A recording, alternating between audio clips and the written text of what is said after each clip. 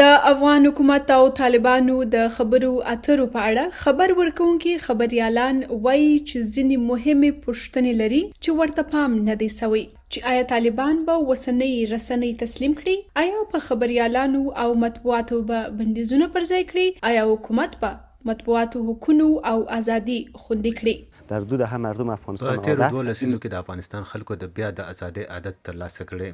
دا که طالبان یې غواړي یا که نه، دا بیرته بدلیدونکی نه دی.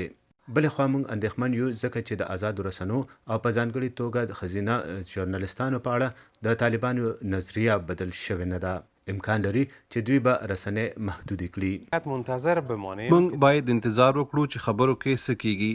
په تیرو وختونو کې حکومت د رسنیو د ساتنې لپاره لوی ګامونه اخیستي، خو په ځینو وختونو کې د لویو ملي ګټو لپاره خپلې فیصلې بدلې کړي هم دي. استدلال مامی بوده که منافع کلان ملی مطرح. طالبانو د خبرو په مهال په ښکاره توګه د رسنیو د تحفظ په هکله څه نه دي ویلي. ځینې ښځینه خبریالانې د طالبانو له دوی سره د رویې په اړه اندېښنې لري. ځینې بیا وایي چې خوشبینه دي. وایي لا تر اوسه طالبانو د ښځینه خبریالانو لپاره خپل دریځ نه دی واضح کړی.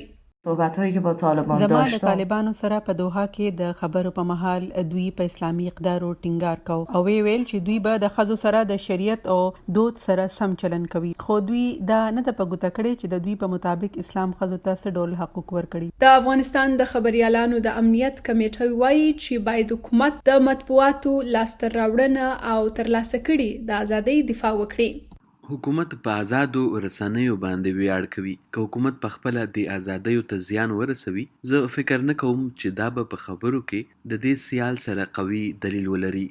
تمام تلاش خود به خاطر حضور بیشتر رسانه‌ها موږ هڅه کړې وه چې په خبرو کې زیاتې رسنۍ شتون ولري او د قطر په غونډه کې زیات جرنالستان شامل شي. کوربه هیواد او طالبان د اضافي میډیا یا د رسنو په حق کې نه وو، مګر د افغان حکومت د هڅو نه مننه چې دا ممکنه کړه.